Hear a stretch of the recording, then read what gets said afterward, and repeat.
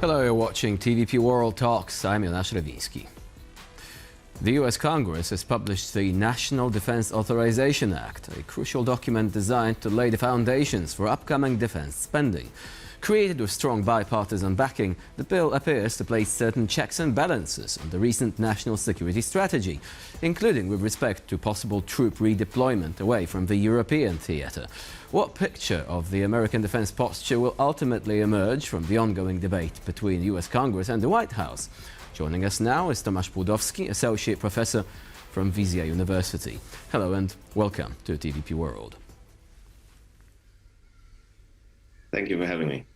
So let's discuss the question of status of these two documents, the National Security Strategy and the National Defense Authorization Act. Can you describe the way that these documents are meant to interact, so to say, within the US legal system, and which of them will ultimately take precedence?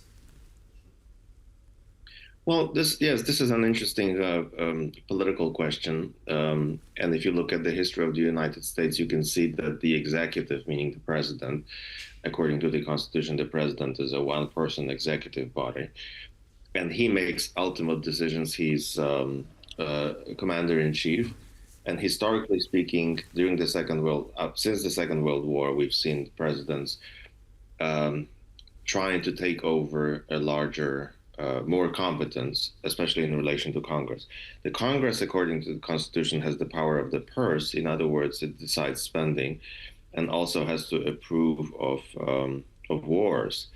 But presidents have been trying to avoid Congress and make executive orders and also send troops without the consent of Congress. So in other words, presidents have been much more active and go around Congress. Trump is a specific kind of president, and he's a very polarizing figure, and I think especially the Democrats that's kind of obvious. The Democrats have been in opposition to him, but he managed to take over the Republican Party to a large extent, and opposition in the Republican Party to him is very weak. But still, we see occasionally, including here, that some Republicans join forces with Democrats in painting a slightly different picture. They don't want to openly oppose President Trump, but when they vote, occasionally they vote differently. And this is a result of this. And this bipartisan agreement here, this bipartisan document, an act that goes through both chambers at the same time, kind of, which is also unusual in relation to European parliaments. But anyway, it has gone through House of Representatives and has gone through Senate. And when it becomes bill, it describes the spending and appropriations for the upcoming year. And there's a new version. It's a very long document, very kind of confusing, I think, to the average layman, but when you make sense of it, it turns out that the vision that is painted here by Congress is much less threatening, much less revolutionary to the world, especially, I think, to Europe, since national security strategy is very critical of Europe than what the president has painted and his people in the national security strategy. To what extent are these fears justified? It does seem indeed that the national security strategy does try to differentiate between European allies.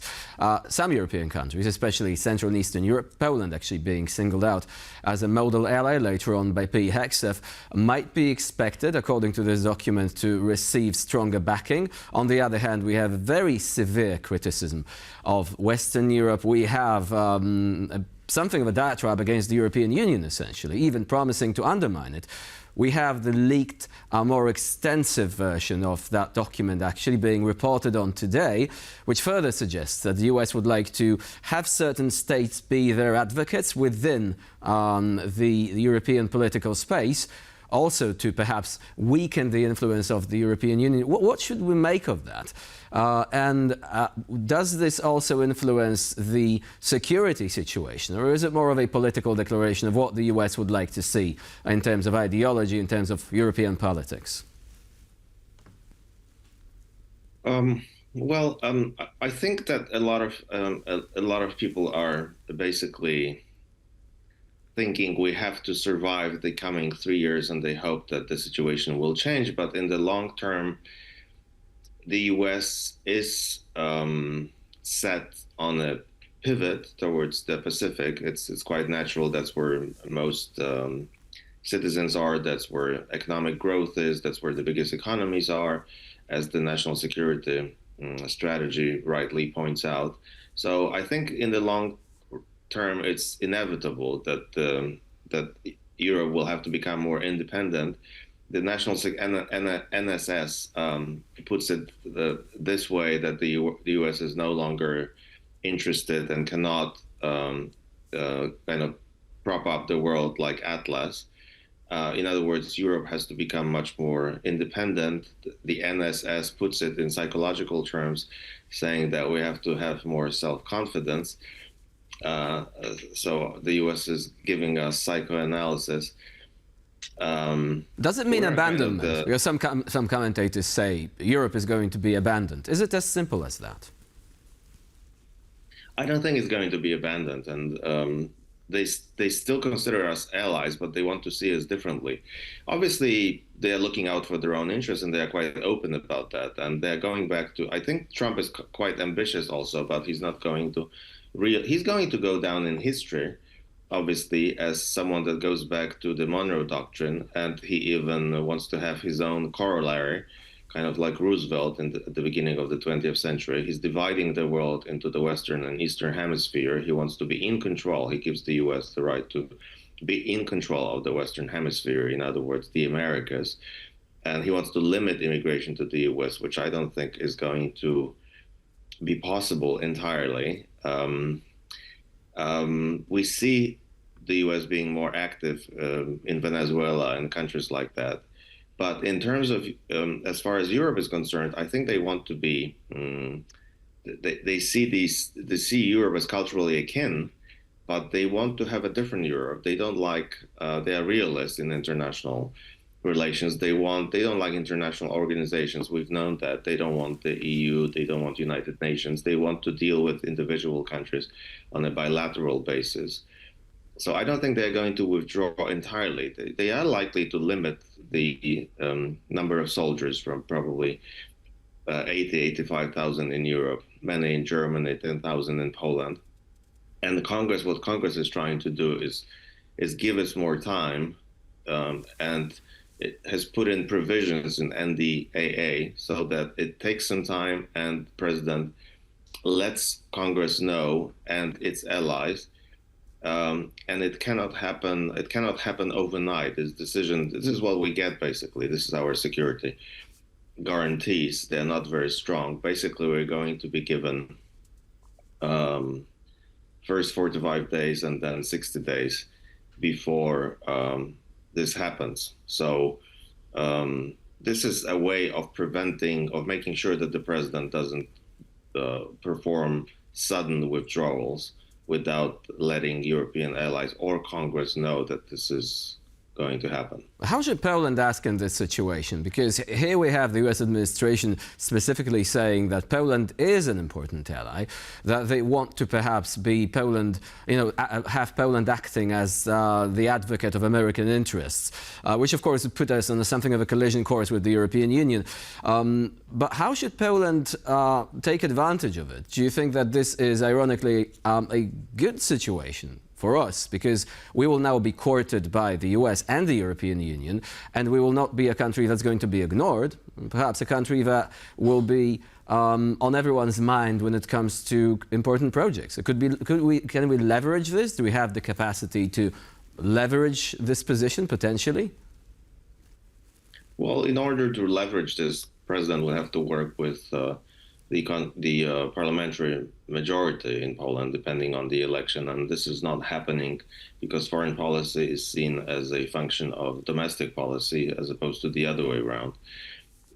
It would be much better for things, especially at times of war, to be the other way around, but this is not happening.